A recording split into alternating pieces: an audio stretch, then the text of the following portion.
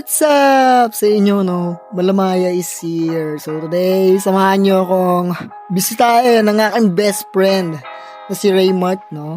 Also known as Gapi3, no? Kilalang siya sa Gapi3, guys.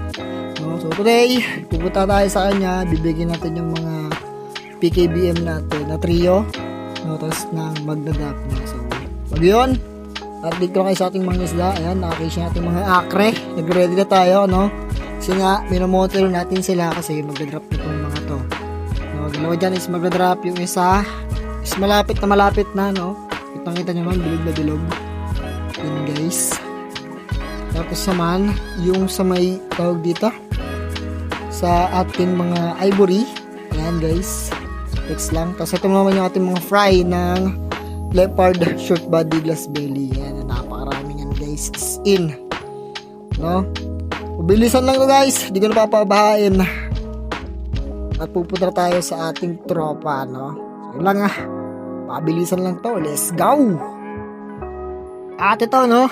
Andito na agad tayo. Mabilisan lang, no? Kahit sa ating tropa. Ayan, guys.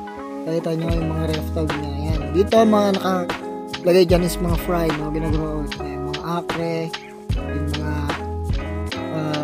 tawag dito? Santa Coy na short body glass belly niya na Calvin Ribbon Fincy. So dito, guys, yung mga akre niya na breeder, no? Na galing sa akin. Na binigay niya rin galing sa kanya, no? Tapos ito yung PKBM, guys. Ilagay ko na dyan. I-flex ko rin para sa inyo yung ating akre na nag full back na almost super red na rin. No? Napaka-pogi dito sa malaking red tag na ito. Ayan, guys. Napaka-solid niyan. No? Medyo lumabo lang, no? Pumangit yung quality. Shoutout sa'yo, Messenger. Approve sa'yo. Ayan, guys. Kung makikita nyo ng personal as in, napaka-solid niyan.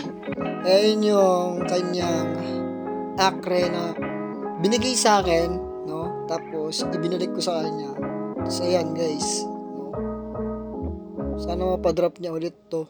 Tapos, napaka-pogi niyan. No, kahit babae yan. Ayan, guys, no? Nandito sa malaking ref tab na yan, no? Trio sila nandyan. Ang dalawang female, isang male. Tapos, masasabi ko nga dyan, is mga fry nandyan. So, PKBM natin, yan. No? Ito yung nasa labas niya, guys. No? Marami pa yan. Nakasikaso pa namin. Tapos dito naman sa loob, ayan nga pala si Gapi3, yung kanyang logo. Guys. Dito sa baba, yung binigay ko sa kanya na purple dragon na double ear. Pangit yung kanyang coloration pag nasa leta. Yung mga fry niya, guys. Batch yung fry niya. Tapos dito naman, yung mga kanyang HBR RP short body din. Empty tank. Tapos ito yung kanyang Santa Coy na Calvin Ribbon Fincy. Hopefully magkaroon din tayo ng ganyan kasi sobrang, alam nyo na, sobrang bigat yun sa bulsa pag nagkaroon. So, dun muna tayo sa normal, no? Meron naman tayong normal na Santa Coy na short body. Pero susunod, kakaroon din tayo ng guys.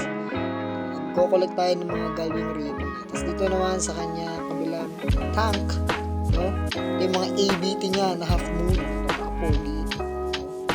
Hindi kasi maganda yung coloration ng mga gapi kapag nare-reflectan ng mga araw. Tulad nito, pati yung purple dragon. Hindi siya maganda. Tapos ito naman yung mga kanyang pilot na half moon. Unti pa lang yung strain ng ating tropa, no? Kasi kakabalik na lang sa pag-iisda. So, yun lang, guys. Sana na-enjoy nyo yung video na to. Punta tayo sa tropa natin. Malamaya is out. Peace out.